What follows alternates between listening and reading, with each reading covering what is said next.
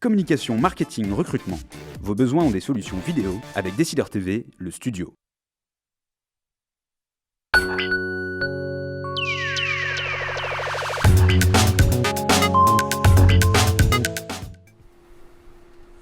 Bonjour à tous, bienvenue pour ce nouveau numéro des Décideurs du Net. Je suis ravie de vous retrouver. Nicolas James, comme d'habitude, est à mes côtés. Je vous rappelle que cette émission est en direct sur le site de Décideur TV, mais aussi sur le site du Journal du Net. Vous pouvez donc poser toutes vos questions pendant l'émission via le chat ou via Twitter avec le hashtag DDN. Alors notre invité, qui est-il? Donc il a passé plus de 10 ans chez BETC, un peu plus d'1 an chez Canal+, où il était directeur général adjoint du pôle édition pour les activités de télévision payante. Et depuis avril dernier, il est revenu en quelque sorte à ses premières amours en devenant directeur général de Havas Media France. J'ai nommé Raphaël De Andréis. Bonjour Raphaël. Bonjour Anne. Merci infiniment d'avoir accepté notre invitation. Alors comme je le disais à l'instant, quand on voit votre parcours, vous êtes définitivement un homme de publicité. Et puis il y a cette année, un petit peu plus, passée chez Canal+. Qu'est-ce qu'elle vous a appris cette expérience en télévision? Elle m'a appris à désapprendre la publicité, qui est un monde en fait où on achète l'audience, on paye un petit espace pour dire ce qu'on veut. Et dans la télévision, dans le monde des contenus, on est dans une logique où on doit solliciter l'audience et donc on dit aux gens, écoutez, je vais vous proposer un contenu le plus intéressant possible en espérant que vous viendrez le regarder. Donc finalement, c'est une toute autre façon de penser qui m'est très très précieuse aujourd'hui. Mais l'envie quand même de retourner à l'agence? Le hasard de la vie professionnelle qui fait que vous faites un mouvement et puis que tout d'un coup, plutôt que prévu, un train passe, il passe à ce moment-là, pas un autre. C'est un moment clé de la vie d'Havas, qui est un groupe auquel je suis très attaché. C'est un moment clé dans l'évolution du groupe Havas Media avec Dominique Delport qui prenait des fonctions au niveau mondial. Yannick qui était dans sa prise de fonction en tant que président d'Havas dans quelques mois après. C'était un moment de constitution d'une équipe pour cette nouvelle étape du groupe et donc j'ai choisi d'en faire partie. Alors aujourd'hui, le secteur est quand même en pleine mutation. Vous êtes arrivé quand même relativement récemment. Quelles sont vos ambitions pour le groupe? Est-ce que vous avez une ligne conductrice? Oui, on a une ligne conductrice qui est très simple et très ambitieuse. C'est qu'aujourd'hui, on vit une révolution absolument majeure du parcours média, enfin la plus grande révolution depuis l'invention des grands networks américains dans les années 50 et 60. Si je fais rapide et concret, quand vous vous levez le matin, généralement c'est votre mobile qui vous réveille, vous y allez, vous checkez vos statuts ou alors vous regardez votre newsletter. Ensuite, vous allez prendre votre douche, vous écoutez la radio. Ensuite, vous prenez le métro, vous avez des affiches et vous avez Direct Matin ou 20 minutes sur les genoux. À l'heure du déjeuner au bureau, vous regardez votre PC et vous faites tous vos courses, vous regardez un peu iTélé, le Journal du Net ou Décideur TV. Ensuite, le soir, vous rentrez chez vous, vous êtes devant le grand écran de la maison avec votre copain ou votre femme et vos grands-enfants si vous en avez. Et vous regardez donc le grand écran et en même temps, chacun a sa tablette où il est sur son fil Twitter ou autre réseau social. Donc ça veut dire quoi? Ça veut dire qu'on est dans un parcours média totalement entremêlé et qu'aujourd'hui, l'ambition qu'on a pour Havas Media, c'est d'être l'agence média qui extrait pour ses clients le meilleur de cet incroyable environnement. Et c'est passionnant, mais c'est très sophistiqué, ça demande beaucoup de compétences. Et concrètement, cette multiplication des contacts clients, comment est-ce que vous l'adressez en fait? Du coup, comment ça se structure du coup chez Havas? Est-ce qu'il y a un pôle mobile ou finalement le mobile travaille avec le pôle social? En fait, ça nous a obligés à réorganiser l'agence en 2 temps. Il y a 5-6 ans, les équipes qui étaient là, et en particulier Dominique Delport, ont vu arriver ça et donc ont eu cette intuition qui était courageuse à l'époque, qui était de fusionner complètement les stratégies et l'achat d'espace du on et du off. Je rappelle qu'à l'époque, Publicis, qui est par ailleurs un succès formidable aussi, mais racontait et continue de raconter qu'il fallait des pure players digitaux. Nous, plus on réfléchit, moins on voit comment on peut faire sans accompagner la réalité de ce que font les gens. Donc, fusionner on et off pour être sûr qu'on a vraiment le parcours complet. Et aujourd'hui, en revanche, sur l'analyse du digital, nous, notre position et moi, mon raisonnement principal, c'est de dire qu'à l'intérieur du digital, comme vous le disiez très justement, il y a des activités qui sont très pointues. Le mobile, on a une société qui s'appelle Mobext, Les réseaux sociaux, on a relancé récemment, lancé véritablement une société qui s'appelle Socialize, la performance, Excelis, le real-time binding, voilà. Et donc effectivement, un tronc commun on and off et des expertises très fortes, parce que pour être très honnête, dans le digital aujourd'hui, vous couchez le soir avec un état du marché, vous réveillez le matin, il y a eu 50 innovations. Si vous n'avez pas des gens qui vivent au rythme de ça, ça devient compliqué. Alors je rebondis parce qu'il y a déjà beaucoup de questions d'internautes et qui pour l'instant se posent des questions sur votre parcours. Donc on a des questions sur Canal+. Alice qui demande quelle est la vraie raison de votre départ de Canal. Philippe demande Canal+ est-il vraiment le panier de crabes décrié. Et Invité 616 qui demande pourquoi êtes-vous aussi attaché à Havas. Donc tout ça c'est un petit peu une seule et même question. Est-ce que vous avez quelque chose à répondre? Bah oui, j'ai quelque chose à répondre. J'ai adoré mon expérience chez Canal+, de presque 1 an et demi. Je redis, je sais que c'est compliqué à comprendre parce que les gens adorent des histoires. C'est pas très glamour de dire Yannick Bolloré et Dominique Delport m'ont appelé et j'ai voulu y aller. C'est la réalité. J'ai gardé plein d'amis chez Canal+. J'ai initié plein de choses. Canal+ Série est un des projets clés sur lesquels j'ai travaillé et que j'ai initié. Je suis très fier de le voir sortir. Aujourd'hui, il faut savoir que Canal+ est mon client. On y reviendra peut-être après, mais on lui vend des programmes sur notre partie production. On s'occupe de leur marketing média. Voilà. Alors, est-ce que Canal+ est un panier de crabes? Non. Canal+ est un concentré de talent et d'intelligence. Et les talents et l'intelligence, c'est compliqué. Voilà. Donc, parfois, c'est plus facile quand il y a moins de talent. Mais comme il y en a, oui, parfois, c'est compliqué. Mais en tout cas, moi, c'est une boîte que j'aime beaucoup, que je respecte, avec lesquels j'ai des liens quotidiens. Et d'ailleurs, je rebondis un peu sur cette expérience. J'imagine que vous deviez suivre de près l'offre de SVOD de Canal+, Canal+ Infinity. À votre avis, pourquoi est-ce que Canal Play, pardon, Infinity. Pourquoi est-ce que ça décolle pas en France comme ça peut l'être aux États-Unis? C'est la chronologie des médias qui est vraiment pénalisante. Elle est pénalisante. Moi, je pense que la France a fait des bons choix sur la chronologie des médias. Je pense que c'est la raison pour laquelle on est la seule industrie européenne à avoir une industrie cinématographique florissante. Hein. On parle de l'Angleterre, mais l'Angleterre, qu'est-ce qui se passe? En fait, vous avez des productions américaines qui sont tournées en Angleterre, pour faire simple. Donc aujourd'hui, l'Italie est sinistrée. Il y en a pas. Je vous rappelle, l'Italie, Cinecittà, c'était quand même un truc magnifique. Donc voilà. Et ça, pourquoi? Parce qu'il y a une chronologie des médias. Parce qu'à un moment donné, il y a un diffuseur en particulier, on protège la salle, d'une part, et puis parce qu'il y a un diffuseur à un moment donné qui dit « moi j'achète une première fenêtre », et d'autres diffuseurs qui disent « j'achète une deuxième fenêtre », le gratuit. Donc aujourd'hui, ça a, à mon avis, beaucoup plus de vertus que de difficultés, et si on faisait sauter la chronologie des médias, eh ben, vous auriez... Ce qui est vraiment évoqué pour le coup pour 2014 a priori. On pourrait au moins raccourcir les délais, on en parle beaucoup. Que ponctuellement, il y ait des discussions sur des films d'auteur, qu'on pas rencontrer leur public en salle. Voilà, je pense que tout le monde est de bonne composition et a envie de regarder le sujet. Moi, je pense que la chronologie des médias est un modèle finalement français extrêmement vertueux, qui protège une industrie qui est une industrie qui quand même produit des Intouchables, des The Artists, La Guerre est déclarée, donc qui n'est pas une industrie qui produit que des films que personne ne va voir. Donc voilà, sur le fond, moi je suis très attaché comme citoyen à la chronologie des médias. Okay. Donc Lucie dit, donc vous êtes pour le protectionnisme culturel. Je suis pour donner les moyens à un pays qui est tout petit sur l'océan de la culture globale, les moyens de se défendre un petit peu. Donc voilà, de même que j'aime bien qu'il y ait des AOC sur certains fromages, voilà. Et en même temps, je suis un fou de cinéma américain, j'adore ça. Je pense que les deux d'ailleurs vivent bien, puisque qu'est-ce qui se passe en salle? On a la moitié des gens qui vont voir des films américains, un peu moins de la moitié, l'autre moitié qui vont voir des films français. Donc je trouve que pour l'instant... on a tellement, il y a tellement de problèmes. Je trouve que d'aller passer du temps à casser un truc qui marche très bien, à mon avis, c'est un truc assez, là pour le coup, ça pourrait être un truc assez français. Alors une question de Florian maintenant qui dit « Quel avenir pour les agences médias à l'heure où toutes les marques peuvent devenir des médias ?» Ce que je trouve exceptionnel dans ce qu'on vit aujourd'hui, c'est que tout le monde peut faire le boulot de tout le monde, en gros.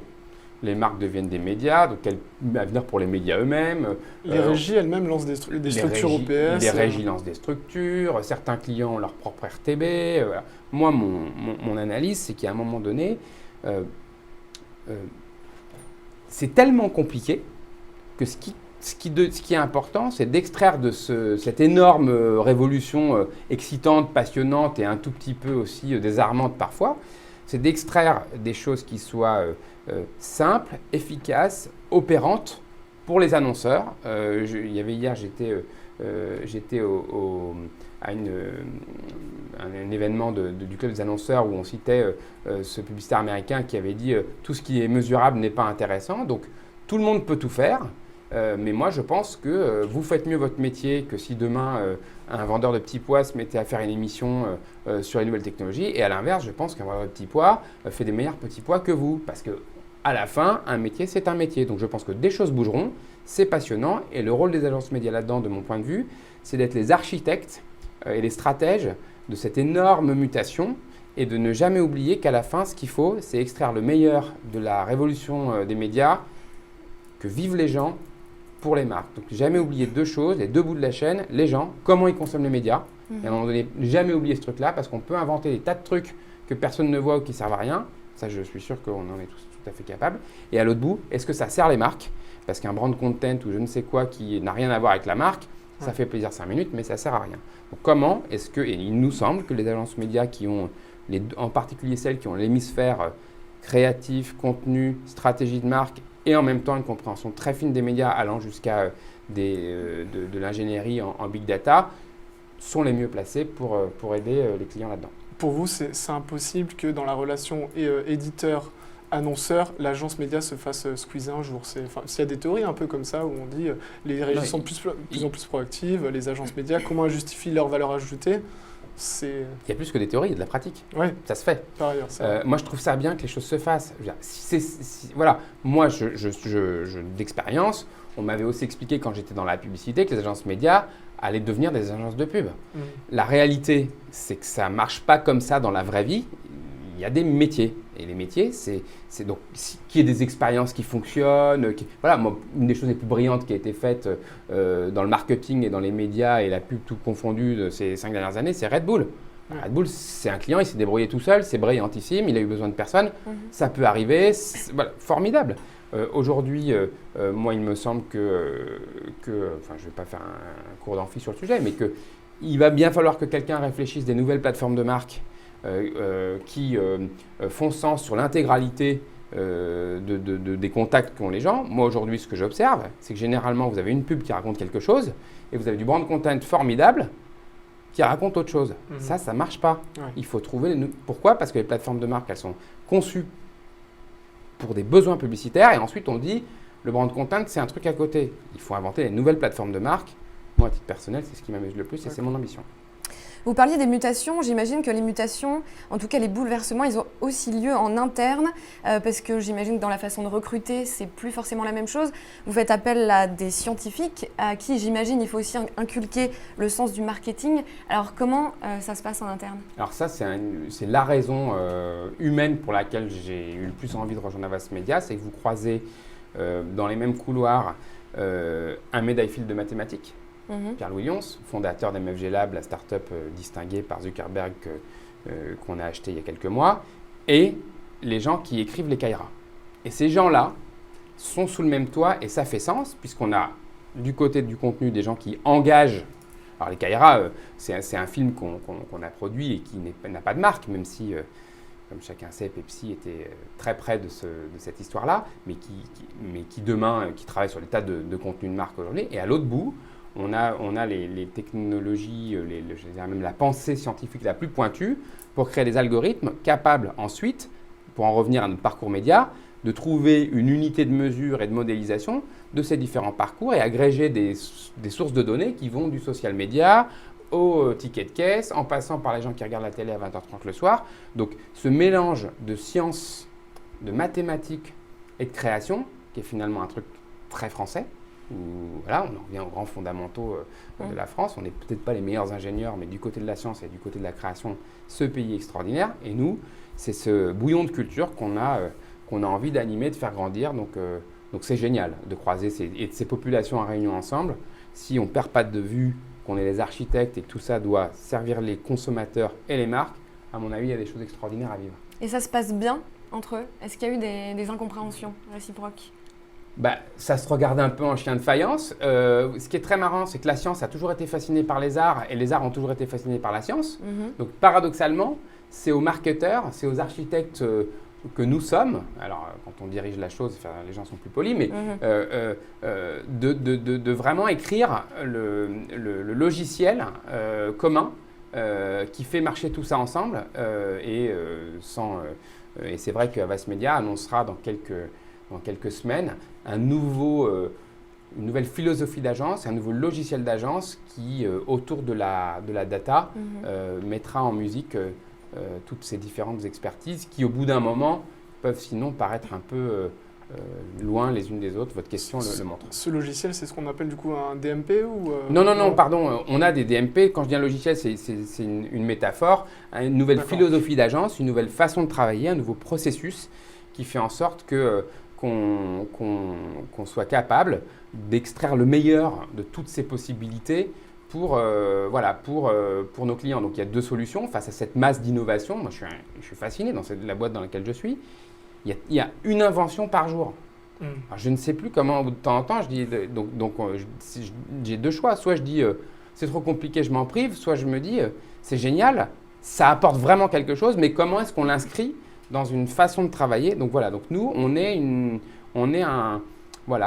espèce de j'ai envie de dire de software qui doit être capable de s'upgrader sans arrêt pour prendre les meilleures innovations, de temps en temps pour abandonner des choses qui auraient vécu.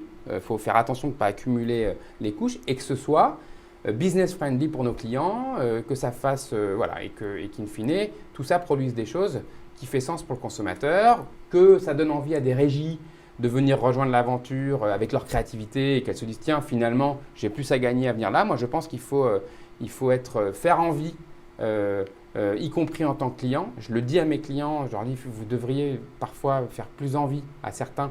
Et je pense qu'il faut que nous aussi, on fasse la même chose auprès des régies. Si les médias ont envie d'inventer des choses avec nous, ou les gens de technologie, ce ne sera pas pareil que si on est juste un donneur d'ordre avec une relation mercantile qu'on a, mais ça ne suffira pas. Les agences, effectivement, parlent très souvent de la data, peut-être un peu moins d'un autre dommage collatéral, peut-être c'est la protection des données des utilisateurs. Aujourd'hui, il y a beaucoup de débats, notamment la CNIL s'intéresse à l'utilisation des cookies. Quelle est la position d'Havas Media par rapport à cette thématique-là? Alors d'abord, il y a avant d'être dans les pare-feux ou les limites, il y a une philosophie qui fait que nous, on pense profondément que plus la publicité, pour dire des mots simples, est ciblée au bon moment, à la bonne personne, moins elle est intrusive. Tout à fait. Voilà, moi si je vous fais une pub pour des choses qui vous concernent parce que vous êtes en train de changer de voiture et que vous posez la question que je sais que vous avez pas d'enfant ou que vous en avez et que vous êtes la vôtre est vieille parce qu'elle a fait sa 4e révision, machin et tout, et que je vous propose un truc, vous allez trouver ça va ressembler à un service que je vous rends. En revanche, si je vous balance une promotion d'une voiture à 7 000 € alors que vous venez d'acheter la vôtre, vous allez trouver ça un peu, ça va frotter. Donc nous, profondément, c'est important de se le dire, on pense que la publicité qui est de plus en plus fine, finalement, devient de plus en plus acceptable et utile pour les gens. Donc ça, c'est pour la philosophie. J'entends que je ne réponds pas totalement à votre question. Après, il faut… nous, on croit beaucoup à l'opt-in. Acceptez-vous d'être géolocalisé? D'accord. Oui, non. Le consentement préalable. Le consentement préalable pas dans l'ignorance. est inéluctable. Et de toute façon, les gens sont hyper intelligents. Et le consentement, il est possible s'ils y voient une contrepartie. Tout à fait. Un contenu de marque, un service. Voilà. Je pense que le reste est un moment de transition. Mais entre les pouvoirs publics d'un côté et la force de résistance des consommateurs qui sont intelligents et brillants, on va trouver un chemin qui est finalement le consentement pour des pubs mieux ciblées et donc plus utiles aux gens. Ça permettra peut-être même de mettre un terme à la publiphobie ambiante, parce qu'en France, il y a quand même une grosse publiphobie sur Internet, notamment. Alors la France, c'est Alors oui, nous, c'est ce qu'on croit. On croit que finalement, plus ça vous parle, moins vous résistez au sens où vous dites « mais pourquoi est-ce qu'on me propose ce truc-là à ce moment-là ?» Donc moi, je suis d'accord, même si encore une fois, le beau 30 secondes, la grande affiche, la Grande Bâche au Carrefour, ça va aussi faire partie de la partie événementielle des marques. Donc ça, moi, je pense que c'est un grand avenir. Hein. Ce qu'on raconte là ne se substituera pas à ça. Ça viendra le compléter. Et après, oui, moi, il me semble que les gens vivront mieux avec une publicité qui leur correspond mieux qu'avec une publicité. Voilà. Après, les Français, ils sont un peu paradoxaux. Vous savez, ils se promènent dans la rue en disant qu'ils en ont marre de l'Amérique, ils ont des Nike aux pieds. Donc, je pense qu'ils ne sont pas à un paradoxe près. Écoutons. Mais moi, je pense qu'il y aura toujours de la place pour du bon marketing intelligent. Et il y a trop, pour être publiphobie ou pas, moi, j'ai de la phobie anti-mauvaise pub. Aussi, moi aussi, je suis publiphobe pour ce qui est des mauvaises pubs. Okay. Alors, on va essayer de répondre aux questions d'internautes parce qu'il y en a beaucoup. Alors, Violette notamment demande, vous allez prochainement lancer une entité social media appelée Socialize. Pouvez-vous nous en dire plus? Alors, on l'a lancé récemment. C'est en France et c'est un réseau mondial. Donc oui, j'en dis volontiers plus. C'est ce qu'on appelle notre pure player dédié au social media avec 4 grandes fonctions. Donc, c'est des gens qui vivent social media, qui dorment social media, qui habitent chez Facebook, chez Twitter, chez Google, chez LinkedIn, voilà, et tous les autres. Donc, qui connaissent profondément les innovations. Donc, il y a une partie média, donc avec de l'achat d'espace le plus intelligent et le plus efficace possible. Il y a une partie création de contenus sociaux. Un contenu social, c'est un contenu qui invite, ce n'est pas un contenu qui s'impose. Donc, il y a des gens qui ont cette qualité-là. Troisièmement, du community management avec une philosophie sur le community. Et ça, je peux vous dire que mon expérience chez Canal a achevé de me convaincre. C'est que pour manager une communauté, il ne faut pas être manager, il faut venir de la communauté. Hein. Demander à un rugbyman d'animer une communauté de foot, demander à quelqu'un qui aime le foot anglais d'animer une communauté de foot français, demander à un rappeur d'animer une communauté de rock. Et vous êtes sûr qu'une communauté, ça a la puissance, je dirais, de la dynamite, mais c'est dangereux comme de la dynamite. C'est-à-dire si vous n'êtes pas fin, voilà, donc nous, on a basé sur l'expertise d'Avas Sport and Entertainment, qui sont des gens qui viennent du monde de l'entertainment et du sport, là, une vraie différence. Et enfin, les metrics, les analytics. Une fois qu'on a fait tout ça, qu'on a acheté des espaces, qu'on a mis dedans des contenus, qu'on a animé des communautés, qu'est-ce qui remonte, qu'est-ce que ça fait, qu'est-ce que ça produit, est-ce que c'est utile à court terme, à moyen terme? Qu'est-ce que ça produit comme KPI? Donc voilà les 4 grands métiers et c'est dirigé en France par un garçon formidable qui s'appelle Frédéric Saint-Sardos. Alors il nous reste peu de temps, l'émission passe assez vite et il y a beaucoup de questions concernant la fusion Publicis et Omnicom. Et j'ai oublié Mathieu Lecoutre également avant de me faire gronder, c'est toute la partie média fondamentale. Alors concernant Omnicom et Publicis, qu'en pensez-vous? Pour certains, c'est une bonne nouvelle, pour d'autres, une moins bonne. Qu'en pense le directeur général d'Avas? Moi, je trouve très difficile d'avoir déjà décidé de si quelque chose était bien ou pas bien avant qu'elle existe. Et voilà. Donc moi, je trouve que Maurice Lévy est un homme d'affaires absolument formidable et je trouve que Publicis et Omnicom sont 2 maisons magnifiques. Donc je regarde ça avec pragmatisme. Moi, je pense que la question qui se pose, elle est sous réserve que les autorités, c'est est-ce qu'il y a plus à gagner qu'à perdre? Pour les clients, voilà, principalement. Donc, on va voir. Il y a un scénario vertueux qui est qu'ils auraient une puissance d'achat telle, qu'ils auraient des deals formidables et que derrière, tout le monde travaillerait divinement bien ensemble. Et donc, s'ils arrivent à faire ça, ce sera un acteur formidable. Il y a un autre scénario, hormis encore les contraintes où on se rend compte que finalement, c'est marginal ce qu'ils peuvent gagner en puissance d'achat parce qu'ils restent très, très, très, très petits face à des grands acteurs digitaux qui, par ailleurs, ont tout intérêt à faire en sorte qu'il n'y ait pas un acteur monopolistique. Et c'est un peu compliqué de vous à moi de dire écoutez, monsieur Twitter, monsieur Facebook, monsieur Google, puisque vous ne me faites pas tel prix, moi, il n'y aura plus de Google pendant 2 ans chez mes clients. J'y crois pas. C'est compliqué. Donc je pense qu'il y aura un peu de gain sûrement, mais je pense que ça se regarde. Et puis après, nous qui vivons chez Havas, avec cette idée, vous me parliez tout à l'heure du village, avec cette idée qu'aujourd'hui on doit s'organiser de façon souple autour des nouveaux usages des gens et au niveau des besoins des clients, nous, ma patronne, il y a 2 ans, c'était Mercedes Serra. Aujourd'hui, c'est Dominique Delport. Donc, moi, je suis média, je suis pub, je viens de la télé. Donc, nous, ce qui nous intéresse, c'est de trouver les meilleurs combinatoires de création, de médias, de stratégie, d'achat pour nos clients. Donc, si imaginons qu'on perde un petit pourcent d'un côté, moi, je pense qu'on le gagnera largement en intégration et en agilité. La preuve, c'est que le plus gros pitch qui s'est produit après cette fusion d'un acteur très global, mondial, voilà, c'est Emirates. Le compte était chez Publicis. Il est maintenant chez Havas. Dominique Delport a été absolument clé dans ce gain. Donc voilà, donc ça, plutôt que de maintenant, je pense que c'est toujours intéressant. Après, où sera le centre de décision? Est-ce que cette boîte restera à dominante française? Forcément pas, c'est pas grave, il y a un drapeau d'origine française qui sera… D'un point de vue digital, Publicis était vraiment loué pour son positionnement là-dessus. Ils avaient fait énormément d'acquisitions, je crois que c'était 30% de leur CA qui venait du numérique. C'est pas du tout le cas d'Omnicom. Certains disent que du coup c'est un pas en arrière par rapport à ça pour Publicis. Est-ce que vous partagez cette analyse? Très honnêtement, je ne sais pas. C'est trop tôt. Non, mais moi je crois qu'on va regarder comment ça se passe. Est-ce que les gens ont envie de travailler ensemble? Est-ce que voilà, après, quand vous mettez, je sais pas, 8 ou 10 réseaux côte à côte, que vous décidez que les médias, c'est on d'un côté, off de l'autre. Voilà, nous, encore une fois, on ne raisonne pas pareil. On dit comment les gens consomment-ils des médias et des contenus de marque, et comment est-ce que nous, on adapte notre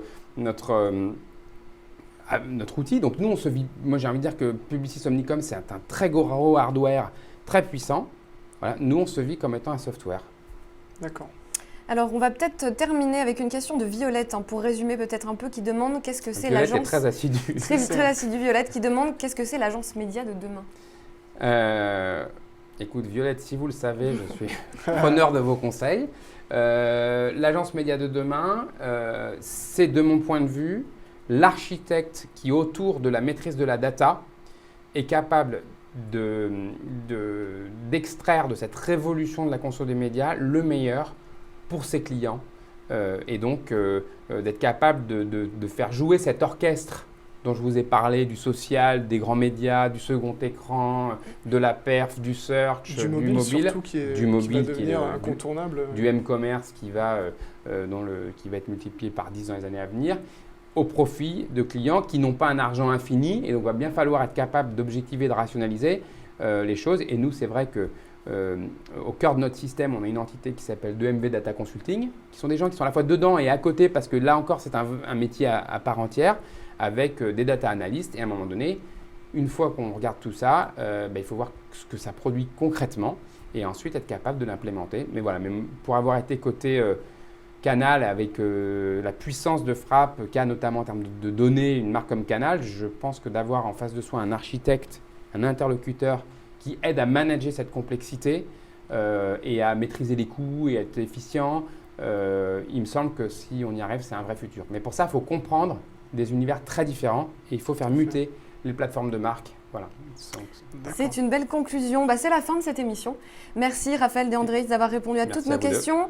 Nicolas, on se voit la semaine prochaine bien sûr. Et merci à vous de nous avoir suivis, d'avoir posé toutes vos questions. Il y en a beaucoup auxquelles on n'a pas pu répondre.